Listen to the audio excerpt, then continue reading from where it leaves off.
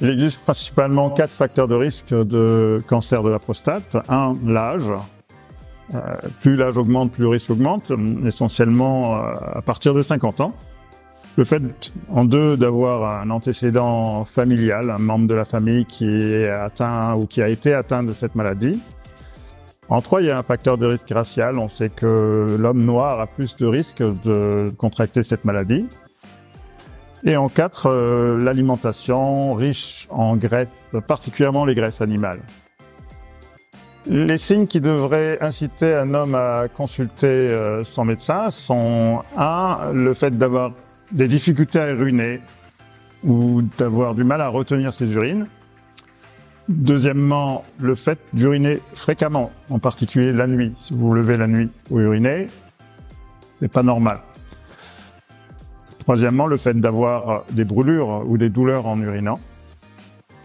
Quatrièmement, le fait de voir du sang dans les urines ou dans le sperme également. Cinquièmement, les douleurs, si vous avez des douleurs au niveau du rachis ou du bassin qui persistent, qui durent, consultez. Les examens de dépistage de la prostate. Alors, il y en a 2. Déjà, le plus simple, c'est l'examen clinique qui consiste au toucher rectal. Ne soyez pas surpris si votre médecin vous demande de réaliser un toucher rectal parce que c'est un moyen extrêmement simple de dépister un cancer de la prostate. C'est peu coûteux, simple et très efficace. Deuxièmement, vous avez les PSA, qui est un examen de biochimie, l'antigène prostatique spécifique, qui détermine si vous avez un risque d'avoir un cancer de la prostate ou pas. À quelle fréquence réaliser ces dépistages ? Ça dépend bien sûr des facteurs de risque. On considère qu'à partir de 50 ans, un homme doit faire un dosage des PSA 1 fois par an. Et son médecin jugera s'il doit compléter l'examen par un toucher rectal. Les conséquences du cancer de la prostate sur la qualité de vie du patient sont les conséquences sur la sexualité, sur la fonction de la vessie, et bien sûr des conséquences émotionnelles importantes.